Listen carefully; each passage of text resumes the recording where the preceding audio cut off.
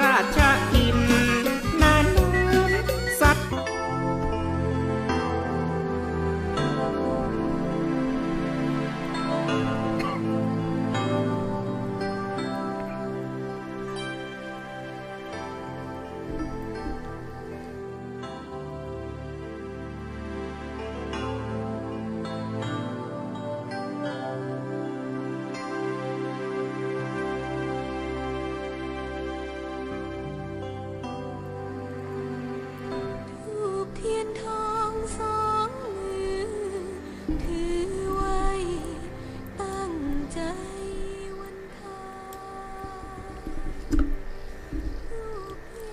พุทธังสรณังคัจฉามิธัมมังสรณังคัจฉามิสังฆังสรณังคัจฉามิทุติยัมปิพุทธังสรณังคัจฉามิทุติยัมปิธัมมังสรณังคัจฉามิทุติยัมปิสังฆังสรณังคัจฉามิตติยัมปิพุทธังสรณังคัจฉามิตติยัมปิธัมมังสรณังคัจฉามิตติยัมปิสังฆังสรณังคัจฉามิขอนอบน้อมแต่พระรัตนตรัยอันมีพระพุทธพระธรรมพระสงฆ์โดยเสียงกล่าวของข้าพเจ้าและขอถวายความเคารพนอบน้อมไหว้สามายังครูบาอาจารย์พระเถรานุเถระพระภิกษุสงฆ์สามเณรพระสังฆาธิการทรงสมณศักดิ์บัณฑิตนักปราชญ์ท่านผู้มีความรู้ทุกรูปทุกตนทุกองค์มาณโอกาสนี้และขอเจริญสุขสวัสดีไปยังพ่อออกไม่ออกศรัทธาอันมีโยมพ่อโยมแม่พ่อมอนแม่มอนพ่ออุ้ยแม่อุ้ยพี่ป้าน้าอาท่านผู้ฟังผู้มีใจบุญทุกท่านที่ติดตามรับฟังอย่างธรรมะยามแรงทางสถานีวิทยุเพื่อการศึกษาพระพุทธศาสนาและวัฒนธรรมจังหวัดเชียงใหม่96 เมกะเฮิรตซ์โดยความเมตตาธรรมของท่านอาจารย์พระครูสมุวิศวัตรวรกิจโจผู้อำนวยการสถานีวิทยุแห่งนี้ผู้เปี่ยมล้นไปด้วยความเมตตาธรรมของท่านอาจารย์พระครูตลอดจนถึงคืนธรรมะสื่อข่าวชาวประชาและขอแสดงความยินดีกับท่านอาจารย์พระครูอภิวัตรวัฒนวิกรมตัวยศรัทธาญาติโยมพี่น้องก็การได้รับภาระหน้าที่ในความเป็นรองเจ้าคณะอำเภอก็มีการงานในวันที่5ก็ขอมุทิตาจิตมาณโอกาสนี้ตัวย ศรัทธาญาติโยมก็ในนามของตัวเจ้าขอแสดงความเสียใจมายังกับลูกกับหลานของแม่อุ้ยหม่อนตาภูขามบ้านแม่โจ้ที่ได้สูญเสียไปที่ต้องนำมาซึ่งความโศกเศร้ากับลูกกับหลานเพิ่นตั้งบำเพ็ญกุศลศพไว้ที่วัดแม่โจ้แล้ววันพรุ่งนี้เพิ่นก็มีการชาปนกิจโยมพ่อโยมแม่ท่านผู้ฟังที่อยู่ใกล้ที่หูจักก็ซึ่งเป็นบรรดาของอาจารย์บุญเรือนและก็โยมพี่สาวที่เพิ่นกับอุปถัมภ์ อย่างศาสนาของพระพุทธเจ้าแต่ละวัดแต่ละวาตัววันนี้เราเข้ามาอยู่กับกันโยมพ่อโยมแม่ท่านผู้ฟังวันนี้ตอนแรกเราก็จะมาจาเกี่ยวกับเรื่องเล่าเพื่อให้มันเกิดแห่งความอรรถรสเกิดขึ้นก็จะได้จากับพ่อนานสายันเพื่อให้เกิดแห่งอรรถรสในการสนทนาธรรมและก็จะได้ได้จ่าตัวเพราะว่าเรื่องเราเรื่องนี้ก็เป็นสิ่งที่คนเราบ่ควรมองข้ามศรัทธาญาติโยมก็มีเพื่อนอยู่กัน3 คนวันนี้ก็จะภาษาถิ่นเนาะพวกนั้นท่านพระคุณเจ้าด้วยความเคารพอย่างสูงยิ่งครับท่านพระคุณเจ้าเพราะนั้นไหว้สาครับวันนี้จะเกี่ยวกับว่านอนสื่อคือเปิ้นว่าบ่ดีมันบ่ดีอย่างใดบ่นั้นอย่างท่านเจ้าเพราะคือแต่ก่อนนี้เปิ้นห้างลอยคนตายก็คือในบ้านนั้นๆนะครับตายปุ๊บนี่เปิ้นจะอาบน้ำแต่งเนื้อแต่งตัวเปลี่ยนผ้าใหม่แล้วเอานอนซื่อคือแล้วก็แบ่งห้างลอยอาจจะใช้เชือกเขิงแล้วก็ผ้าห่มผ้าตัวบนะเข้าเขิงผ้าห่มแล้วก็คุมที่ล่างคนตายหรือเพิ่นเรียกว่าห้างลอยบางทีก็ใจไม่เศร้าตีกับคือท่านแล้วก็เอาผ้าตัวเข้าคุมไว้ท่านพระคุณเจ้าอันนี้ฮื้อนอนซื่อคือแต่ว่าแหมในยะหนึ่งนั้นเพื่อว่ามันตัดอย่างกลัวมันล่มกว่าอย่างตกเข้าใส่ว่าท่านพระคุณเจ้านอนตัดอันมันจะกลัวอย่างมันจะตกเข้าใส่ครับท่านพระคุณเจ้าเรื่องนี้ก็จะเป็นเรื่องเราสหาย3 เกอคนมีชื่อว่าเสิร์ชคนหนึ่งชื่อว่าเรียบคนหนึ่งชื่อว่าไอ้ปั่นแก้วคนหนึ่ง3 คนนี้ก็เป็นคนทางถิ่นบรรทุเป็นคนที่เป็นเปื่อนการตั้งแต่เล็กแต่น้อยเกิดขึ้นพอเป็นวัยรุ่นก็ได้ปากันไปเสาะทำการทำงานตามกรุงเทพกรุงนาบังเอิญก็ไปสมัครงานที่โรงงานแห่งหนึ่งเป็นโรงงานที่ทำคิมจะต้องทำงานแล้วก็มีผู้จัดการหรือว่าเจ้าของโรงงานนั้นก็ได้รับสมัครแต่บังเอิญ3 คนนี่เนี่ย3 เกิดเนี่ยมีความรักใคร่กลมเกลียวกันไปไหนไปด้วยกันแล้วบังเอิญมันบ่มีที่พักเจ้าของโรงงานนี้ก็หาว่ามันยังพอมีห้องเก็บของเก็บวัตถุอุปกรณ์ต่างๆแล้วทีนี้ก็ด้วยความเหนื่อยล้ากับพากันไปเที่ยวมักปอนอนแล้วทีนี้ถึงเวลาพบค่ำกินข้าวปลาอาหารอย่างซับเสร็จเรียบร้อยทีนี้ก็นอนกัน3 คนบังเอิญที่มันกับปอกแหว่งสักเท่าใดแล้วบังเอิญมีคนนอนไอ้ปั่นแก้วก็นอนทางเหนือไอ้เสิร์ชก็นอนทางใต้ไอ้เรียบก็นอนไอ้เสิร์ชก็นอนทางกลางตัดคือแล้วพอดีท่านเจ้าตัดคือพอดีแล้วไอ้เรียบก็นอนทางใต้แล้วปั่นแก้วก็ว่าโอ้เสิร์ชอีหยังเพิ่นว่านอนทักคือบ่ดีมันบ่ดีจะได้เพิ่นว่าผีจะหลอกนะโอ้ที่มาเชื่ออย่างว่าเชื่อคำผี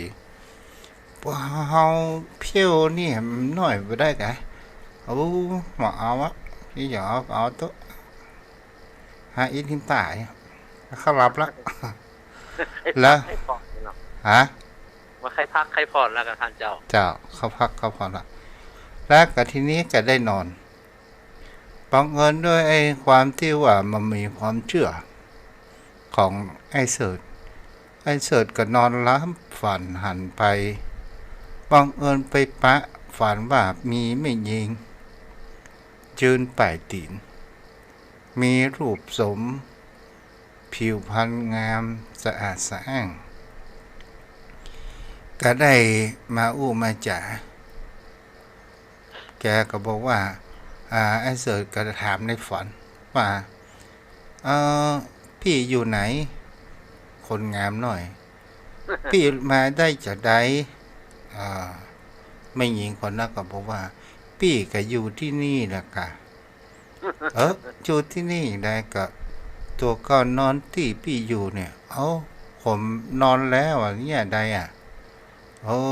เป็นหยังเตียวก็นอนด้วยกันแล้วนอนข้างก็ได้ในฝันนั้นก็ได้ถามไทยว่าพี่อยู่ที่ไหนพี่ก็เป็นคนลำปูนคนต่างบ้านเดียวกันพอดีเนาะ ไอ้เสิร์ชครับว่า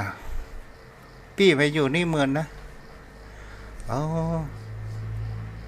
มาอยู่นี่เมืองแล้วกะพี่มาอยู่ที่เมืองแล้วตกเมื่อเจ้าก็ได้ยินเสียงของปั่นแก้วห้องเสิร์ชตื่นฮะห้องตื่นเหมือนกับว่ามาได้นอนรับพักผ่อนมีความอิดความเหนื่อยเกิดขึ้นแล้วก็คืนต่อมาไอ้เสิร์ชก็นอนรับฝันไปแหมก็ได้ถามไทยว่า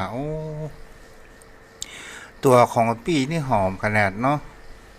และทีนี้ก็ได้เกิดแห่งความหลงรักเกิดขึ้นหลงรักผีเป็นตุเป็นตะไปมาจีบกันเหมือนกับสาวทีนี้พี่สาวนั้นก็บอกว่านอนรับเถียวันพุกจะเงียบการเดียวมันจะมามีแห้งตกวันพุกไม่จ้ามาเหมือนก็ว่ารับอิ่มรับเต็มและทีนี้แกก็ไปทำการทำงานพอถึงเวลาพักเที่ยงเพื่อนฝูงนั้นก็มาถามว่าขี้ข้าวหวายอย่างนี้เนาะ ยิ้มมาอย่างและแกก็บอกว่าไอ้ป่านแก้วเอ้ยตะคืนฮะฝันมีความสุขขนาดฮักที่นี่ขนาดเฮ้ย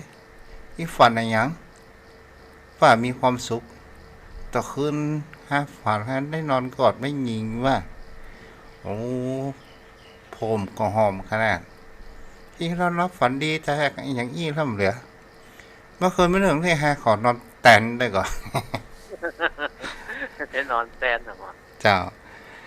แล้วทีนี้ฝันแก้วตกมาคืนทีแรกไอ้เสือนั้นก็ไปย้อมว่าจะมานอนแตนได้ไรที่นอนสะพุนแล้วแลกกันขึ้นเดียวไหนฝันแก้วนอนสื่อคือตกดึกมากับฝันว่าไม่ยิงมายืนอยู่ปลายตีนแล้วหันว่าไม่ยิงนั้นห้อยคอไก่ปองแล้วก็ตกลงมาแล้วก็บอกว่าคิงมานอนตีให้หยังตีนทีมบันแก้วเนี่ย อันนี้เจอดีเนาะท่านปอตกสะดุ้งตื่นทั้งคืนเสิร์ชปิ๊กมานอนที่นี่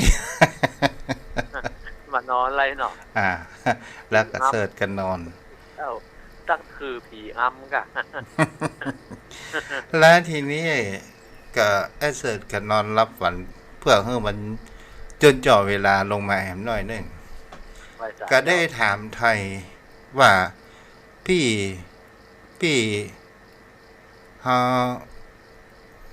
อยู่ที่ไหนบอกผมมา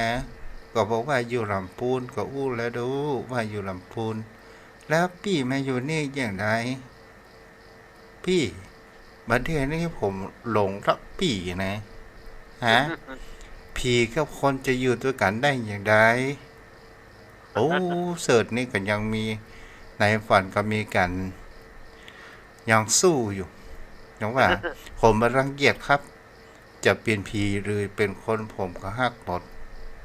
แล้วผีก็ถามว่าแทมมาเมินเนี่ยตัวเก่าทั้ง3คนก็จะต้องย้ายไปอยู่หอพักที่เปิ่นแปลงใหม่ให้กับคนงานหอพักนี้เปิ่นก็ต้องรื้อแน่นอนเฮาก็จะต้องจากกัน โอ้พี่ผมจะอยู่ตัวพี่แน่ใจกะนี่ดอก แน่ใจตัวเก้ามามีภาระหน้าที่เป็นห่วงอย่างละมีละแม่ผมก็ตายพี่น้องผมก็มามีละเหลือก็ป่อก็ไปเอาเมียใหม่เสียใครผมจะหมูห้องข้องหาแน่ใจกะว่าจะไปอยู่ตัวพี่แน่ใจกะพี่ผมอยู่แล้วมีความสุขพี่จะอยู่แห่งใดหนใดตำบลใดก็ตามผมอยู่แล้วมีความสุขพี่อยู่ไหนผมก็อยู่หั่นตกวันพุธไม่เจ้ามาถึงเวลาใกล้ที่จะไปทำการทำงานเป็นว่าไอ้ส่วนนี้เป็นเมื่อยเป็นไข้เป็นเจ็บหัวต่างๆนานาเกิดขึ้นเพื่อนก็ทำว่าเสิร์ชวันนี้คิดเป็นจะไดโอ้ให้ปสบายเบ้ยเจ็บหัวขนาดฮับไปหน่อยไปได้ไปเดี๋ยวนี้เนาะก็ด้วยความเป็นห่วงเพื่อนนั้นก็ไปเสาะยาเสาะอย่างมากินแต่ก็มาหายตกอย่างวันหนึ่งปันแก้วนั้นก็บอกว่าคิดอู้มาแล้วคิดเป็นอย่างนี้มันเป็นเพราะอย่างคิดว่าโดนผีไม่ยิงนั้นเสียแกคิดต้องอย่างนี้ไปไปหดน้ำมนต์ที่วัดเดี๋ยวให้อย่าไปปูจาพระมาคล้องคอหิงเด้อนะปันแก้วนั้นก็ไปยังวัดไปปูจาแล้วทีนี้ไอ้เหลี่ยมนั้นก็อยู่ด้วยความเป็นห่วงเพื่อนถามว่าโอ้เสิร์ชให้เป็นเพื่อนฮักคิงเด้อถ้าหามาฮักหาไปยุดงานเด้อนี่นะเอาคิงจะกินอะไรอย่างบอกจะไปห้องน้ำห้องท่าอย่างก็บอกฮะเด้อเป็นห่วงเพื่อนนะท่านก็คงจะครับไว้สาครับแล้วทีนี้เนี่ยพอไปว่ามาไอ้เรียบก็รับเฝ้าไปเสียแล้วไอ้เสิร์ชก็รับแล้วปั่นแก้วปิกมาเพื่อที่จะเอาสร้อยคอห้องคอโอ้ไปเขย่าเสิร์ชมาระบาพระสมเด็จก่อนเราเฮ้ยเอาไปเขย่าตัวไอ้เสิร์ชมามีลมหายใจเสียแล้วไปอยู่ตัวผีไม่กล้า ไปจะอยู่ตัวผีละทีนี้ไอ้ปั่นแก้วกับไอ้เหลี่ยมนั้นก็ได้ส่งข่าวให้กับผู้จัดการติดต่อคนให้มาครับ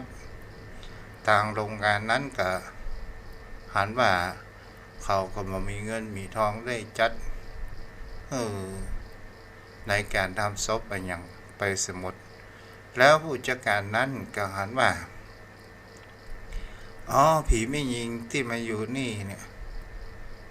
ตอนนี้เนี่ยมันเฮี้ยนจะเตะหอมูนี้ขว้างไปเสียแล้วทีนี้ตกไม่คืนไปเข้าฝันอย่างผู้จัดการว่าหอนี่ถ้าเตะแล้วบ่แปลงสารนี่จะเอาทางโรงงานนี่จะหายนะเด้อศรัทธาญาติโยมทั้งหลายตอนสุดท้ายก็ต้องแบ่งสารไอ้เสิร์ชกับไม่มีคนงามก็อยู่ในหอสารใครไปอยู่มันติดใจก็ท่านพระคุณเจ้ามันติดใจผีเลยได้ไปอยู่ด้วยกันมันกล่อมกะฮะมันกล่อมครับมันเพิ่นว่ามันครับเจ้าอันนี้เหตุที่ มานี่ก็คือในเรื่องคือแปลว่าเปิดเอาไว้ห้างห้างศพห้าง ห้า ล่าง ง ลอย เนาะห้างลอย มันสมัยตะก่อนนี่ไม่เป็นอ่านเปิ้นตายเปิ้นบ่าเอาใส่ร่องใส่หีบเตี้ยท่านพระคุณเจ้าแปลงห้างลอยว่าพอร่องตะก่อนมันก็ซ้อยากท่านพระคุณเจ้าก็จะไปสร้างไปซื้อมาต้องตีแค่ก็ใส่ยาดินน้ำมันแหมเผาขี้ด่างเขาใส่แหมบางทีพอเป็นแม่ตอนท่านพระคุณเจ้าก็จะได้ใส่มันประเทศเหมือนสมัยประเดียวสมัยประเดียวนี้มันมีบริการเนาะมันเป็นธุรกิจไปแล้วครับโอ้ถึงว่าสมัยตะก่อนเนี่ยเพราะนั้น ไว้สามันบ่มียาฉีดเนาะอ๋อบ่มีครับยังดีกว่าน้ำแข็งแห้งท่านพระคุณเจ้าแค่บ่มีเนาะน้ำแข็งแห้งน้ำแข็งมือน้ำแข็งที่เขาเอาขี้เลยเขาปกแค่บ่มีน้ำแข็งมือเนาะอันนะครับน้ำแข็งมือนะท่านเจ้าถ้าบ่มีเนาะเพราะถ้าบ่มีก็ใจใบบักกล้วยแล้วก็ทานขี้ดังเอาเข้าห้องปืนถ้ามันเหม็นนักแกก็เอาบักฟักมนผ่าโอบเข้าโอบไว้มันคือมันดูดกินนะท่านพระคุณเจ้าเหตุนี้การที่เพิ่นบ่ควรดีแก่งบักฟักมนในงานศพอ๋อครับเพราะว่าเพิ่นว่ากลัวว่าบักฟักมนแก่งในงานผีคืองานศพเนี่ยมันดูดกินศพท่านพระคุณเจ้าบักฟักมันจะดังเพิ่นปนิยมแก่งในงานศพท่านพระคุณเจ้าเพราะนานสมัยเพราะนานนี่เพราะนานตันหันการฝังศพอ่ะ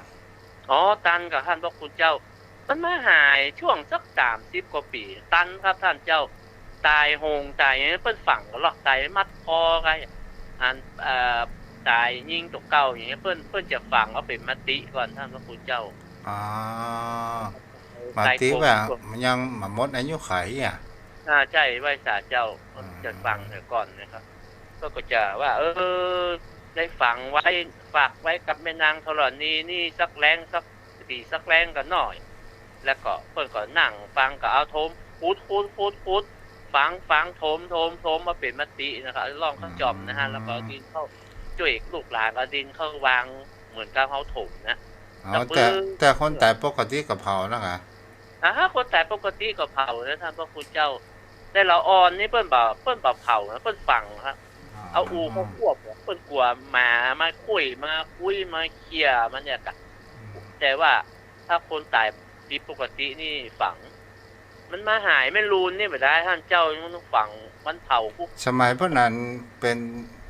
พระน้อยเป็นทุเจ้าไปจักผ้าบางสกุลนี่น้ำเหลืองน้อยใส่ผ้ามีแต่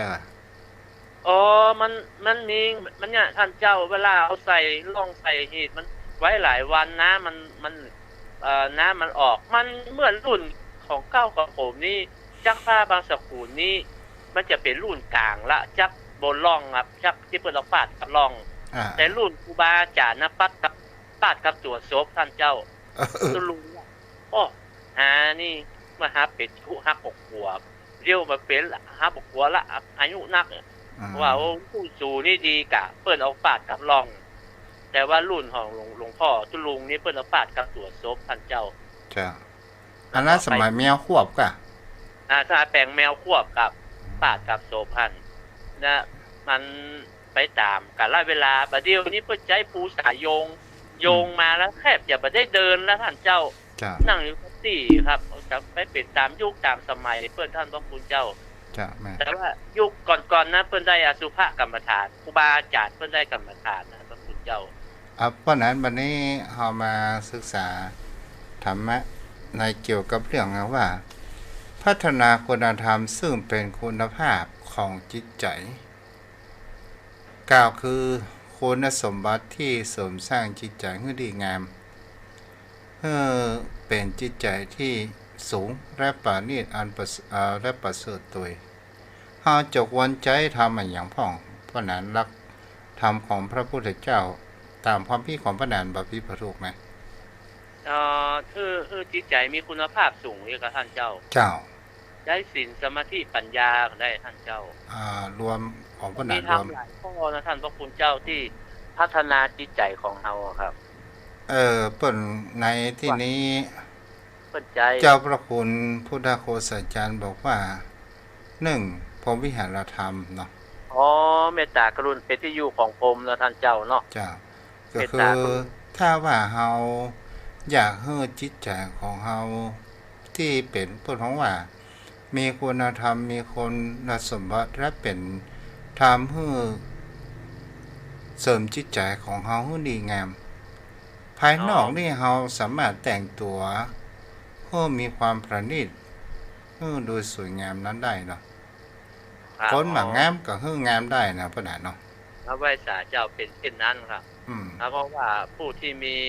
พรหมวิหารเมตตากรุณามุทิตาอุเบกขานี่มันมีความงดงามอยู่ในตนในตัวอยู่แล้วแล้วก็คนอื่นก็หันก็ใครอยู่ใกล้ชิดใครอู้ใครจ่าใครสมาคมตัวเนาะท่านเจ้าแต่คนเฮาถ้าเฮาอู้ไปแล้วเนี่ยความงามข้างนอกเนี่ยมันเป็นความงามที่มันมีความจีรังยั่งยืนแต่ความงามทางด้านจิตใจนั้นมีความจีรังยั่งยืนเกิดขึ้นมันก็อยู่ที่ว่าเฮาสนแต่งถ้าเฮาเป็นคนบุคคลที่มีพรหมวิหารธรรมหนึ่งก็คือมีความเมตตามีความรักความปรารถนาดีเป็นมิตรต่อบุคคลอื่นเพื่อมีความสุขความเมตตาเนี่ยความเอื้อเฟื้อเผื่อแผ่ตัวนี้เนี่ยผู้นั้นเฮาเมตตาสัตว์ก็ถึงจงรักภักดีต่อเฮาเมตตาต่อเพื่อนมนุษย์ผู้นั้นก็จะเป็นกัลยาณมิตรและก็จะบ่ลืมเรือนของเฮาเฉพาะบางคนเด้อใช่ครับคือรักของเมตตาแม้แต่บรรพชิตองค์สมเด็จพระสัมมาสัมพุทธเจ้าว่าผู้ที่เบียดเบียนไม่ได้ชื่อว่าเป็นบรรพชิตเลยต้องอาศัยเมตตาเนาะท่านเจ้าแต่สัตว์นี่มันก็รู้ด้วยสัญชาตญาณของมันถ้าคนใดบุคคลไหนฮักมันชอบมันก็จะเข้าหานะท่านพระคุณเจ้ามันก็เป็นที่รักของสัตว์รวมทั้งคนของเฮาโดยแต่ว่าคนที่มีจิตใจโหดเหี้ยมบ่มีเมตตามันมีความกรุณามีมุทิตาสัตว์จริงอย่างมันก็พ่อนานก็เคยเป็นเจ้าว่าพ่อนานลองสังเกตกัน ระหว่างพระน้อยกับหมาที่เฮาเลี้ยงเนี่ยใครจะมาต้อนเฮาก่อนโอ้ท่านพระคุณเจ้าหมาครับทุกเจ้านี่มันกู้กันนะท่านเจ้าเพราะมันได้อยู่มันมาเปิ่งวัดเปิ่งหยังเฮาบ่ต้องห้องมันตึงมาหล่นมามันก็ลงรถมาไปฮับกินฮับตามมันสิมาต้อนล่ะก็จะหวานแข้งหวานขาอยู่นั่นมันสินอนกอดนอนกิ้งมันเหมือนมันเหมือนละอ่อนเหมือนลูกน้อยหันหน้าพ่อหน้าแม่แต่นั้นมาเป็นอันนะท่านพระคุณเจ้าแค่ว่าเป็นขยมเป็นเน้นน้อยเนาะโอ้เน้นเข้ากับผมว่าเขาไปแต่งกับผู้แล้วผมเอามาตรวจท่านพระคุณเจ้าสมัยสอนทำวันที่ข้าพเจ้ามีความสุขที่สุดคือวันที่เจ้าอาวาสไปรับทานไม่อยู่วัดนี่หรอก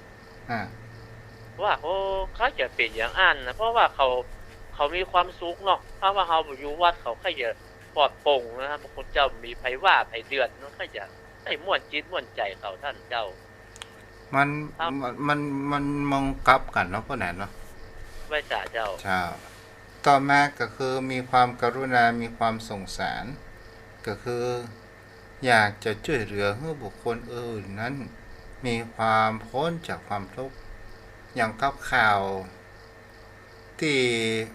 มีคนต่างบุรีรัมย์กับศรีสะเกษที่มีเพื่อสตางค์มา1,000เพื่อที่จะกลับไปบ้านไปงานปีใหม่เนี่ยและทีนี้บังเอิญมาถึงแต่รถมันมุดไปเสียแกก็เลยได้นอนที่หั่นบังเอิญสตางค์ปานนั้นโดนขโมยแล้วแกก็ไปถามไปบอกตำรวจว่าแกก็ไปถามตำรวจว่าตอนนี้เนี่ยขอความช่วยเหลือกับทางเจ้าหน้าที่เงินผมที่จะซื้อตั๋วรถนั้นหมดแล้วตำรวจได้อู้ออกไปว่าที่มาอย่างใดมาได้ก็ต้องไปได้โอ้แปลว่าแกหมดศรัทธาในตัวของตำรวจคนนั้น เพราะว่าบ่สามารถที่จะปึ่งปลาได้แกกระเตียว ไปตามหนทางที่เป็นทางเดินบังเอิญไปปะใส่ยามก็เลยไปแวะขอกินข้าวกับยามก็ได้ถามไทยว่าพี่ไอ้อยู่ที่ไหนอยู่ทางอีสานทางบุรีรัมย์บาเดียวเนี่ยสตางค์กับมดจะปิกจังใดแก้รถกับบ่มียามนั้นก็ได้บอกว่าไอ้ผมก็เงินทองผมก็บ่มีแต่ผมมีรถถีบกันนี้เนี่ยที่ผมเอาใช้การใช้งานเนี่ยไอ้ปั่นรถถีบไปมันถึงสักวันหนึ่งมันก็ถึงแต่เมื่อไปท่านเจ้าเมื่อไปถึงบ้านถึงจองเพราะว่าต่างญาติพี่น้องก็หันแล้วก็ต้อนรับสู่ขวัญตอนที่เงินก็หมดโทรศัพท์ก็หายเป็นอย่างก็พิบากขนาดเนาะขาดที่ปึ่งจะแต้นะท่านพระคุณเจ้าไก่ปี้ไก่น้องเนาะอันนี้ก็คือเฮาจะเห็นได้ว่ายามเป็นคนที่บ่มีเงินแต่มีน้ำใจสูงครับเพิ่นมีน้ำจิตน้ำใจยังช่วยเหลืออยู่ครับก็คือแกก็ได้มีความสำนึกในคุณงามความดีของยามคนนั้นไว้เจ้าแล้วก็เปิ่นก็นักข่าวก็ไปติดตามว่ายามคนนี้มาเข้าเวรเข้ากะก็ตามผู้จัดการหมู่บ้านก็บอกว่าเปิ่นอยู่กะช่วงกลางวันกลางคืนนี้เพิ่นไปอยู่เนาะแล้วทีนี้ก็มาพออันนี้ก็คือหันนะว่ายามคนนี้มีทั้งเมตตามีทั้งกรุณาไว้เจ้าจิตใจสูงเนาะนี่จิตใจสูงนะอันนี้เป็นกัลยาณชนนะท่านพระพุทธเจ้าเพราะว่าเพิ่นมีเมตตามีความกรุณาเป็นเบื้องต้นต่อมาก็คือผู้ที่ตาแสดงพลอยถึงความยินดีความบุคคลสนับสนุนบุคคลที่มีความสำเร็จและมีความสุขมีความก้าวหน้าในหน้าที่การงานก็คือสำเร็จการศึกษาก็ตามหรือว่าสำเร็จอย่างใดอย่างหนึ่งก็ตามแต่พระเจ้าว่าแสดงความยินดีสำเร็จละเมียไม่ใช่ไหมละเมียมันยินดีกับเปิดมันอันนี้เป็นใจแล้วท่านจับจ้ะต่อมาพ่อหนานไว้เจ้าเวลามีจำกัดเนาะไว้ไปหน่อยเด้อต่อมาก็คืออุเบกขาความไว้วางใจให้เป็นกลางๆเสมอต้นเสมอปลายเนาะพ่อหนานอธิบายคำว่าวางใจไว้เป็นกลางๆเพื่อรักษาธรรมคำว่าก็คือว่าบาทำจิตใจให้ตกต่ำแล้วก็ทำให้จิตใจให้เป็นกลางๆนั่นเรียกว่าอุเบกขาเสมอต้นเสมอปลายสม่ำเสมอนะท่านพระพุทธเจ้าแล้วบ่ยินดียินร้ายอย่างนี้ท่านพระพุทธเจ้าถือว่ามันเป็นมันจะเป็นอารมณ์ของอาทุกขะเวทนาอย่างนี้ก็สุขะครับทุกขมสุขยะเวทนาคือทุกข์ก็ไม่ใช่ทุกข์ก็ไม่ใช่เฉยๆกลางๆนะท่านพระพุทธเจ้ามันแค่ว่าหันเปิ้นโดนรถชนกับข้างถนนแล้วเฮาวางอุเบกขานี่บ่ใช่เนาะนี่บ่ใช่ท่านพระพุทธเจ้าอันนี้ขาดคุณธรรมบ่ช่วยเหลือเปิ้นในเปิ้นตกทุกข์ได้ยากเอาช่วยเหลือไปเบื้องต้นก่อนท่านพระพุทธเจ้ามันแค่ว่าโดนเปิ้นโดนรถชนมีอุเบกขายาบังเฉยอันนี้บ่ถือว่าบ่ถือเป็นอุเบกขาคุณอันนี้ขาดคุณธรรมครับท่านพระพุทธเจ้าเพิกเฉยวางตัวไว้ให้เป็นกลางก็คือเฮาบ่มีความเอียงไปข้างใดข้างหนึ่งครับเอาความถูกต้องตามธรรมครับท่านเจ้าเนาะต่อมาก็คือจาคะก็คือความเสียสละความมีน้ำใจความเอื้อเฟื้อแผ่ก็คือหมายถึงว่าความเห็นแก่ตัวไว้เจ้า ความเสียสละความเผื่อแผ่ความหมายเห็นแก่ตัวเนี่ยพวกนั้นเรามาดูความเห็นแก่ตัวก่อนคนที่มีความเห็นแก่ตัวก็หมายถึงบุคคลที่มีความโลภมีความโลภเป็นเบื้องต้นเป็นต่อมาก็คือมีความเห็นแก่ตัวทางด้านทิฏฐิเอาตัวเองเป็นใหญ่เนาะไว้สาเจ้าแม่นก่อนปะนะแม่นครับคือความเห็นแก่ตัวถ้าไขมาหันไปตามกูมึงนั้นเป็นศัตรูกูอย่างนี้เป็นต้นเนาะครับมันจะแต่ความเพื่อเอื้อเฟื้อเผื่อแผ่เสียสละเนี่ยจากที่พวกนั้นเขาเป็นเนี่ยอสมแม่ทองคำที่วงคอมก็ตามเป็นจิตอาสาท่านพระคุณเจ้าอาสาสมัครช่วยเหลือความสบายใจเป็นเบื้องต้นครับที่เราได้ช่วยเหลือเพิ่นโดยการที่เราบ่หวังสิ่งตอบแทนแต่สิ่งเหล่านี้มันเป็นคุณงามความดีและมันจะส่งผลตอบแทนให้เราในภายหลังนะพระนันเนาะใช่ครับอันนี้มันเป็นสิ่งที่บ่ได้หวังผลประโยชน์หยังท่านพระคุณเจ้าแต่ก่อนเดิมๆนั้นมันบ่มีค่าตอบแทนแต่ว่าในหมู่ชมรมของเราจะไปช่วยเหลือกันเมื่อตกทุกข์ได้ยากนะครับเอาก็มีน้ำจิตน้ำใจในชมรมของเราที่เป็นอสมเหมือนกันจะไปเยี่ยมไปเยียนกันให้กำลังใจกันเมื่อเสียชีวิตไปเขาก็ช่วยกันช่วยในหมู่เดียวกันถ้าเป็นเจ้าภาพช่วยเล็กๆน้อยๆนะครับเป็นน้ำใจเช่นกันและกันแต่ช่วงหลังวันนี้มันตัวนี้มันก็เป็นทำให้คุณภาพจิตใจของเรานั้นมีคุณภาพที่ดีมีจิตใจอันดีงามผู้เสียสละในการที่บ่หวังสิ่งตอบแทนถือว่าเป็นผู้มีจิตใจสูงเนาะครับเป็นการพัฒนาคุณภาพชีวิตของเราคือมีความเสียสละเป็นเบื้องต้นบ่หวังคนตอบแทนอย่างซักอย่างแล้วก็ทำให้คนอื่นได้มีความสุขที่ครับเราก็มีความสุขละถ้าเพิ่นได้ความสุขจากเฮาที่เฮามอบคือเพิ่นเล็กๆน้อยๆเฮาก็ปล่อยได้รับความสุขเช่นนั้นครับพระคุณเจ้าต่อมาที่จะพัฒนาจิตใจของเรานั้นมีคุณภาพนั้นก็คือรักธรรมแห่งคำว่ากตัญญูกตเวทิตาก็คือรู้จักตอบแทนบุคคลผู้อื่นแสดงออกถึงความหูคุณค่าผู้มีอุปการะก่อนเนาะ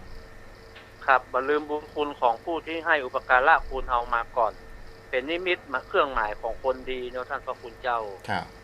เพิ่นมีบุญคุณต่อเฮาก็มันคู่กันกตัญญูคู่กับกตเวทิตาเนาะท่านเจ้าเพราะว่าฮู้คุณของเพิ่นแล้วก็กระทำตอบกตเวทีมีการกระทำตอบคุณที่เพิ่นฮื้อเฮามาแต่ก่อนน่ะผู้อุปการะคุณอาจจะญาติก็ได้บ่ญาติก็ได้อาจจะเป็นคนฮู้จักคุ้นเคยเฮาที่ช่วยเหลือจุนเจือเฮามาตั้งแต่ต้นพ่อแม่ครูบาอาจารย์ญาติมิตรสหายเพื่อนบ้านเนี่ยท่านพระคุณเจ้าก็มีความตัญญูกตเวทิตาต่อเพิ่นจ้ะต่อมารักธรรมที่ควรจะมีในจิตในใจตามเมื่อจิตใจของเรามีคุณภาพหิริคือความละอายต่อบาปละอายใจต่อการทำชั่วแล้วก็โอตปะความกลัวบาปเกรงกลัวต่อบาปความชั่วไปทำคู่กันแล้วเนาะฮิริโอตปะท่านเจ้าเพิ่นยกให้เป็นทำโลกบาลคุ้มของโลกเนาะท่านเจ้าฮิริความละอายแก่ใจโอตปะความเกรงกลัวเป็นทำโลกบาลคุ้มของโลกสองอย่างนี้ท่านเจ้าถ้าคนเฮาบ่มีความละอายเราเกรงกลัวต่อบาปนี่มันจิตใจมันก็เสื่อมทรามไปเนาะโอ้ท่านพระคุณเจ้าถ้าขาดฮิริโอตปะแล้วครับจิตใจต่ำช้ายิ่งกว่าสัตว์เดรัจฉานท่านพระคุณเจ้าเพราะว่าคนที่บ่มีความละอายแก่ใจบ่เกรงกลัวต่อบาปอย่างนี้ครับมันสามารถทำชั่วได้ทุกอย่างท่านพระคุณเจ้าต่อมาก็คือคำว่าคารวะความเคารพความใส่ใจรู้จักคุณในความสำคัญแก่สิ่งผู้นั้นอย่างถูกอย่างเหมาะสมนี่ความคารวะตาแล้วท่านเจ้าก็คือความนอบน้อมแล้วเนาะเป็นความนอบน้อมเป็นที่มาของวาสนาเป็นที่มาของคุณงามความดีของบุคคลที่ควรที่ได้ประพฤติเช่นนั้นท่านพระคุณเจ้า ย่อมเป็นที่ฮักของบุคคลอื่นโดยบุคคลที่มีความเคารพนอบน้อมท่านพระ ค คุณ น เจ้า บ่มีสัมมาคารวะอย่างเช่นบุคคลที่มียศถาบรรดาศักดิ์แสดงความกลางในเรื่องว่างูก็กูเป็นอะไรยังอ่ะงูก็ อันนี้มีมานะทิฏฐิยึดถือในตำแหน่งหน้าที่ของตัวเองนะครับพระคุณเจ้า เหมือนกับ อันนี้เป็นเรื่องเล่านะ ไว้เจ้า มีเปื่อนกัน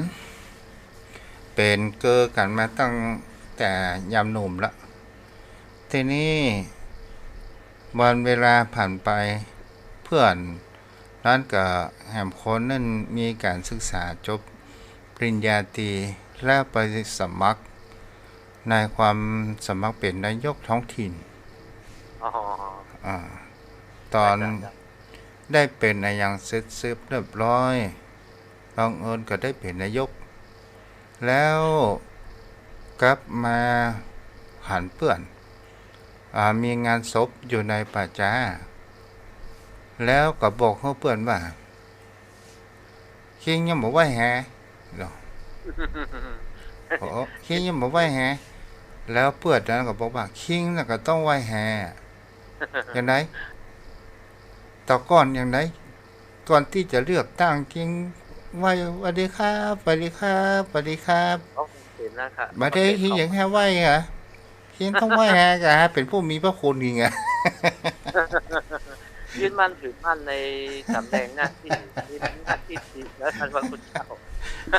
คนเฮายึดติดนะท่านเจ้ายึดติดในหมอกฝนเนาะเพราะว่าเพิ่นนี้ไว้คือทำงานบ่ได้ท่านพระคุณเจ้าเหมือนหนึ่งไอ้ลาบยศสรรเสริญนะครับ มันเป็นโลกบาลเป็นมันเป็นธรรมที่บ่สามารถ แต่คนเฮานี่มันสำคัญตัวเองผิดนะเป็นสมาชิกอบต.สมาชิกเทศบาลซึ่งมันเป็นตัวแทนของชาวบ้าน ครับ แล้วคนเฮามองกับตรพัดกันเมื่อไปเป็นสมาชิกเป็นตัวแทนของชาวบ้านแล้ว มองตัวเองว่าเป็นคนใหญ่กว่าชาวบ้านว่าเขาปะนะ ครับเป็นยึดมั่นถือมั่นใน สู่เขานี่ข้ามหน้าข้ามตาข้าว่ะไอ้เนี่ย มันเป็นโลกธรรมท่านพระคุณเจ้าของพวกนี้ มันผูกมัดเพิ่นมีไว้ให้ทำงานมาแล้วท่านเจ้าเพิ่นตำแหน่งนี้ก็คือทำงานด้านนี้ก็มอบหน้าที่ตำแหน่งคือทำในหน้าที่นั้นๆคือสมบูรณ์นะท่านพระคุณเจ้าเพิ่นประกอบบ่มีภัยจะอยู่กี่ลังยั่งยืนได้ยศถาบรรดา 4 ปีแล้วดู ครับนะแต่ท่านพระคุณเจ้าที่จริงมันก็เหมือนละครนะครับเพิ่นสวมหัวโขนให้เราแสดงบทบาทท่านพระคุณเจ้า เมื่อหมดหน้าที่ก็เลิกลากันไป มันก็ของอย่างนี้นะท่านพระคุณเจ้าเนาะมันเป็นของภายนอกนะท่านพระคุณเจ้า อย่างกับหันข้าวแต่เจ้าที่ผู้ช่วยผู้ใหญ่บ้านไปแก่งใส่แม่กาเปิ่นขายปลาฮื้อปล่อย ที่นี่ทางสำนักพุทธก็ดีเนาะเพิ่นว่าขอความร่วมมือมาฮื้อขายปลาขายสัตว์ปล่อยบดีขายในวัด ทีนี้แม่ค้าบ่อย่างอันขายนอกวัดอ่ะเนาะ แล้วทีนี้ผู้ช่วย ก็ไปบอก แล้วผู้ช่วยกลางเอาด่าแม่กะอย่างอันอย่างอีต่างๆนานาถ้าว่าคนเฮามีแห่งเขาว่าคารวะเนี่ยหรือว่ามัทวะความสุภาพอ่อนโยนเนี่ย มีความสุภาพ เฮาก็จะต้องอู้กันรู้เรื่องมันก็ ครับพูดจาไพเราะอ่อนหวานซึ่ง อัน กัน นี้ และกัน กลางใส่เปื้อนต๊ะอ่านเปื้อนเป็นไม่ยิง ที่ไหนได้เปิ้นเอาน้ำพุเล็กอ่ะ ฟาดใส่กิ้วแตก รู้จักพิษสงนะครับพระคุณเจ้าต้องมาแสดงฤทธิ์ออกงานพระคุณเจ้า ฮะ มาแสดงฤทธิ์ให้หันมาได้เนาะ อืม มันมีพิษสงมากันเนอะ เจ้า ครับใช่ครับเจอของดีท่านเจ้าเนาะ แม่นแม่นเอาเพราะนั้นมี ไม่จัด เรื่องเล่าเรื่องหนึ่ง แต่ว่านี่เปิดโอกาสให้เปิดหลายนาทีมามีไวโทรแม้ ว่าใครสะดุ้งฝนก้าหันฝนจะ มอ ต ง ก หู หัน ไง มันหลอกมาได้คนมันแต่ ก็จะเอาเปิดสัก10 นาทีก็พอประทานต่อมาเปิด20 นาทีก็ย่อนยานกันไป ผมก็นึกว่าโทรศัพท์ท่านพระคุณเจ้าใครจะหับปัจจัยน่ะมันกูเตือนนี่มันโทรคนตึงโทรติดว่าโทรศัพท์อย่างดักสงสัยใครจะปิดอย่างจักอย่างโทรเข้าบ่ได้นะครับ เพราะนั้นวันนี้จะอู้เรื่องเรามันก็เป็นเรื่องกรรมเวรเหมือนกันนะ ไว้สาเจ้า เพิ่นว่างานบวชเนี่ย บ่ดีฆ่าสัตว์นะบ่นั้นเนาะ อ๋อเป็นจังอันท่านพระคุณเจ้าเพราะมันจะบ่ได้บุญได้อานิสงส์ครับมันไปเบียดเบียนชีวิตสัตว์แต่ท่านพระคุณเจ้าบังเอิญลุงสมน่ะมีลูกคนหนึ่งชื่อว่าชั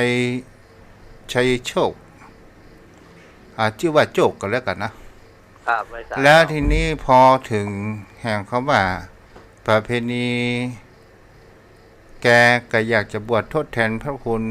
มารดาบิดาเนาะบังเอิญลุงสมก็เป็นคนที่มีความกว้างขวางขนาดแล้วทีนี้ลุงสมที่แรกก็มามีตั้งใจที่จะฆ่างัวล้มงัวแต่ก็ไปคนข้างเคียงเพราะว่าลุงสมนั้นเป็นกำนันตัวกำนันสมกระจายคนใกล้เคียงไปเสาะจิ้นแต่บังเอิญจิ้นมันมีในตลาดเกิดขึ้นแล้วคนนั้นก็มาบอกว่าพ่อกำนันอย่างไรจิ้นมันมีพ่อกำนันโอ้ใจแย่งอยู่ได้ดีบ่าย ก็เลยหันงัวแม่ลูกอ่อนตัวหนึ่งอ่านก็ล้มงัวบ่เฮ้ยเนาะ ไปเบียดเบียนชีวิตเปิ้นเนาะจะไปเบียดเบียนชีวิตเปิ้นแล้วก็ได้ล้มงัวเอาชิ้นไอ้ยังมากินแล้วก็ตกแต่งหน้าแต่งยังปวดของวันหนักเนาะโอ้วันนั้นเป็นวันตกแต่งหน้าอย่าโอ้แม่แรงเมื่อหนึ่งนี่หมอขวัญเปิ้นก็จะมาห้องทำขวัญอะไรอย่างต่างๆนานาเกิดขึ้นตามภาคกลางนะภาคกลางแต่เพิ่นก็จัดใหญ่โตเพิ่นฮ้องขวัญนาคนี่เป็นพิธีใหญ่โตของเพิ่นท่านน่าใหญ่จะต้องใหญ่โตอยู่โอ้มันมีแผวดนตรีป่ะเนาะปวดทำภาคกลางโอ้ภาคกลางนี่เพิ่นจัดใหญ่โตครับท่านพระคุณเจ้าถึงบวชบ่เมินก่อนยังจัดใหญ่อยู่ครับโอ้แห่คำขวัญนาคนี่กองยาวอย่างนี้เต็มที่เลยตุ้มปุ้งครับทำขวัญมองเนาะบ้านเฮานี่มหาบดีนะครับท่านเจ้าในภาคกลางนี่ใหญ่โตครับโอ้เปิ้นพ่อกำนันนั่นก็ห้องหมอทำขวัญหมอทำขวัญกำลังห้องขวัญอยู่ขวัญไอ้ว่าเนี่ยบัดได้แล้วเพราะป้าหนาลองห้องขวัญละนี่ถ้าเป็นของเมืองเฮาได้ของคนไทยนั่นแหละของเมืองเมืองเอาแบบเมืองห้องขวัญคนเมืองก็ห้องขวัญลูกแก้วก็เหมือนเดียวจาโยจาโส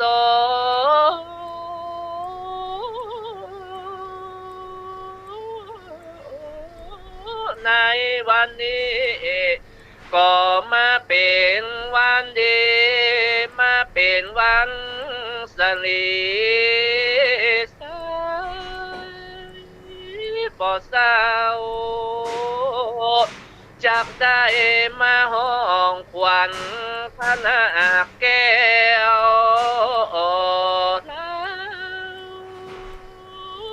ขวัญ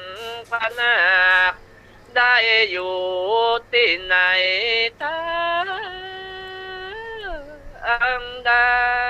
แล้วก็มีเสียงวัวและมีเสียงวัวห้อง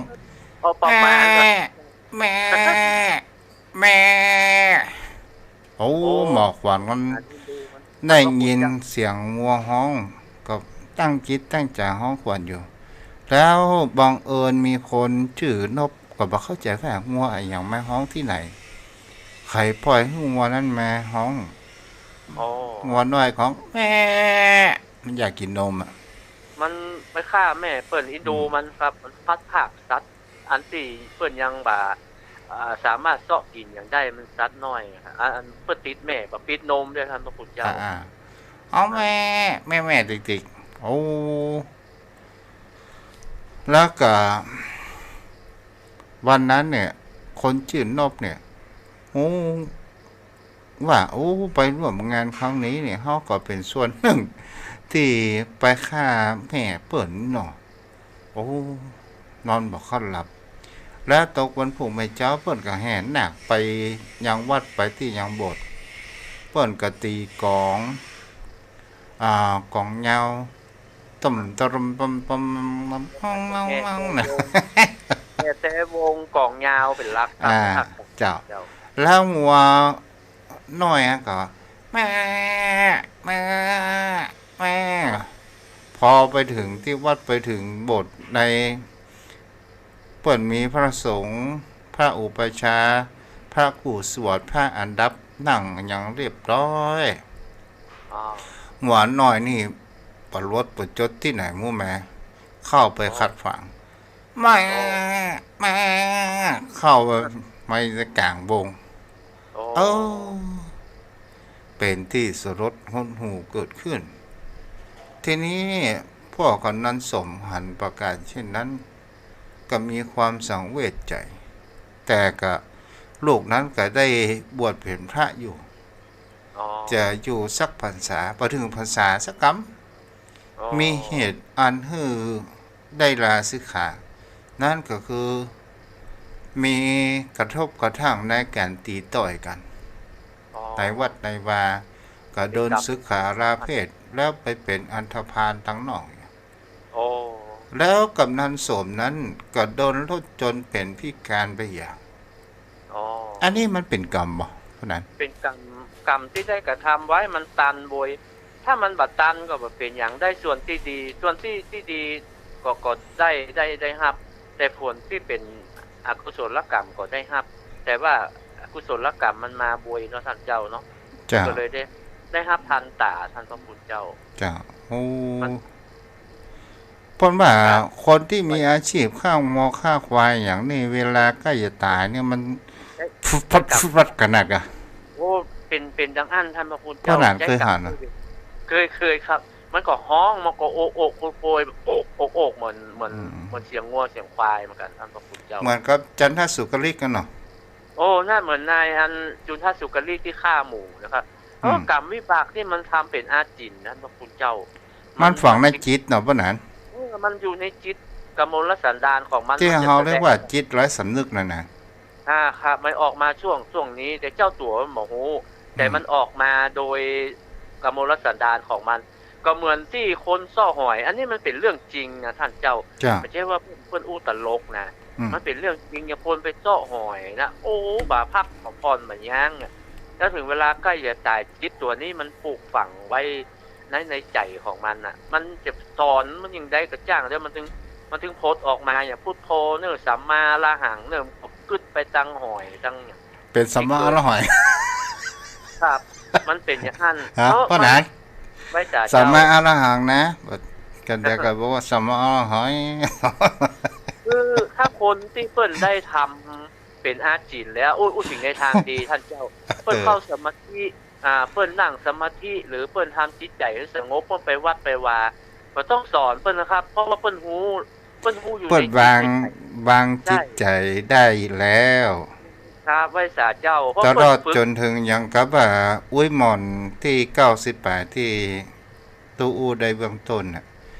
หน้าตาเพิ่นอิ่มเอิบแล้วเหมือนกับเพิ่นว่าวางจิตวางใจแล้วก็เพิ่นหมดอายุไขรับไปอย่างอันละวะ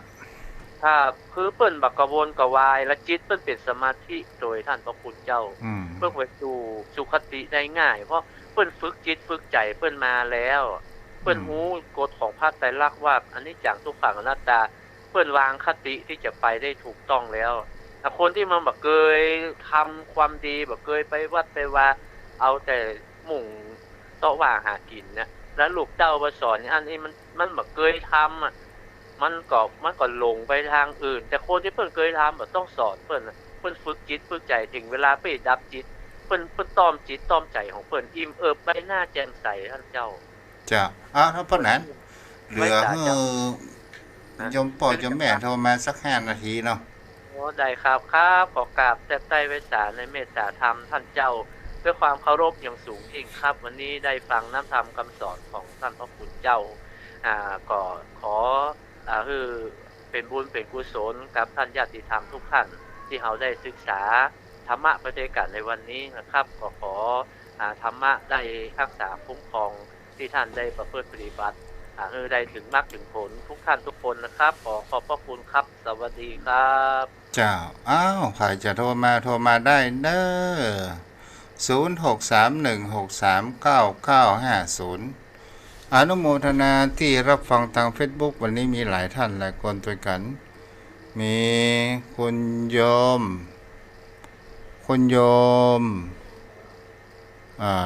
อย่างนี้พรคุณโยมพรเนาะพูดใจFacebook ยุพินคนโยมแม่จุนศรีภาษาแม่ทองคำที่วงคำตลอดจนถึงภัยฟังทางบ้านขออนุโมทนาบุญตัวเด้อโยมพ่อโยมแม่ท่านผู้ฟังใครจะร่วมทำบุญขันน้ำกับไฟก็สามารถติดต่อได้เด้อ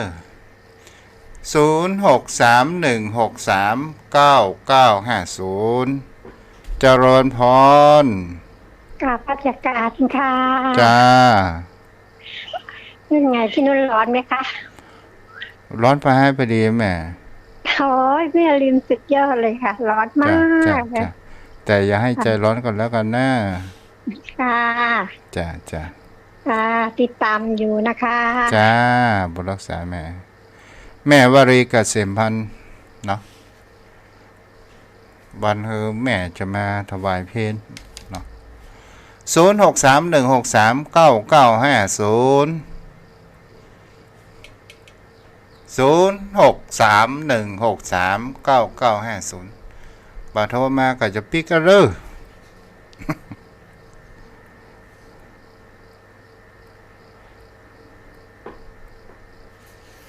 0631639950เจริญพ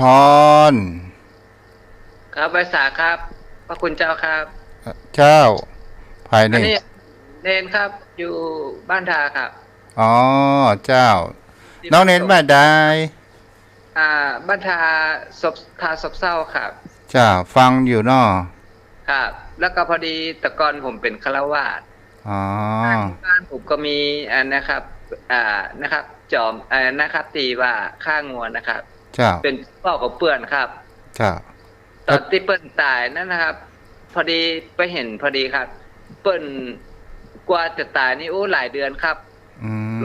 ใจวิบากเนาะครับแล้วก็เปิ้นตอนที่ตายวาระสุดท้ายเปิ้นเห็นคนครับแล้วก็หน้าเป็นงัวครับกำหอกำอย่างคล้ายๆเป็นไว้จะมาแต่งอย่างนี้ครับมีหลายตัวครับร่างกายนี่เป็นมนุษย์แต่หัวเป็นวัวครับแต่งนะครับโดนล้านแล้วตายกับห้องยิงวัวนะครับเจ้าอันนี้ไม่สารนะครับขออนุโมทนาบุญทุกบุญกุศลหลวงพ่อแล้วก็โยมแม่นานเต้นนะครับเจ้าอนุโมทนาเด้อน้องเนนเด้อเนนชื่ออย่างฮะเนี่ยเนนดินครับเนนดินเนาะครับจ้าอนุโมทนาเด้อที่รับฟังกันจ้าเอาละโยมพ่อโยมแม่เวลาหมดเวลาลงไปอีกแล้วอาทิตย์หน้าค่อยเจอกันใหม่บุญกินบุญทานรักษาเด้อโยมพ่อโยมแม่ท่านผู้ฟังทุกท่านทุกคน